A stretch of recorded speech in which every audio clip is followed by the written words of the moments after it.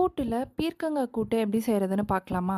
அதுக்கு ஃபஸ்ட்டு குக்கரில் 1 கப் கடலைப்பருப்பை நல்லா வாஷ் பண்ணிவிட்டு சேர்த்துருக்கேன். இப்போ 1/4 டீஸ்பூன் மஞ்சள் தூள், கொஞ்சமாக பெருங்காயத்தூள் சேர்த்துட்டு, கொஞ்சம் தண்ணி சேர்த்துட்டு, இப்போ நான் குக்கர் க்ளோஸ் பண்ணி விட்டுட்டு 5 விசில் விடுறேன். இப்போ கடாயில் 1 டேபிள் ஸ்பூன் ஆயில், கொஞ்சமாக சோம்பு, அதோட ஃப்ளேவர் வந்ததுக்கப்புறமா ஒரு வெங்காயம், கூடவே கொஞ்சம் கருவேப்பிலையை சேர்த்துட்டு நல்லா வதக்கிக்கலாம். இப்போ 2 பல்லு பூண்டு, ஒரு சின்ன துண்டு இஞ்சி, ஒரு பச்சை மிளகா. நான் பூண்டு, இஞ்சிய வந்து திருவி சேர்த்துருக்கேன். இப்போ ஒரு தக்காளிய வந்துட்டு சேர்த்துட்டு, அதையும் நல்லா வதக்கி விட்டுக்கலாம். இப்போ 2 பீர்க்கங்காவ சேர்த்துட்டு, தேவையான அளவு உப்பு, 1/4 டீஸ்பூன் மஞ்சள் தூள், 1 டேபிள் ஸ்பூன் மிளகாய் தூள், 1 டேபிள் ஸ்பூன் மல்லித்தூள். இது எல்லாத்தையும் சேர்த்துட்டு நல்லா வதக்கி விட்டுக்கோங்க. இப்போ குக்கர் ஓப்பன் பண்ணி பார்த்தாக்கா, பருப்பெல்லாம் நல்லா வெந்துட்டுருக்கு. இதை லைட்டாக மேஷ் பண்ணிக்கலாம். இப்போ நம்ம வதக்கி வச்சோம் இல்லையா, அதெல்லாம் இதில் சேர்த்துக்கலாம். இதை சேர்த்துட்டு நல்லா கலந்து விட்டுட்டு, தேங்காய் துருவல சேர்த்துக்கலாம். இப்போ 1/4 டீஸ்பூன் கரம் மசாலா சேர்த்து நல்லா கலந்து விட்டுட்டு, இப்போ குக்கர் க்ளோஸ் பண்ணிவிட்டு ஒரே ஒரு விசில் விடுங்க. இப்போ ஓப்பன் பண்ணி பார்ப்போமா?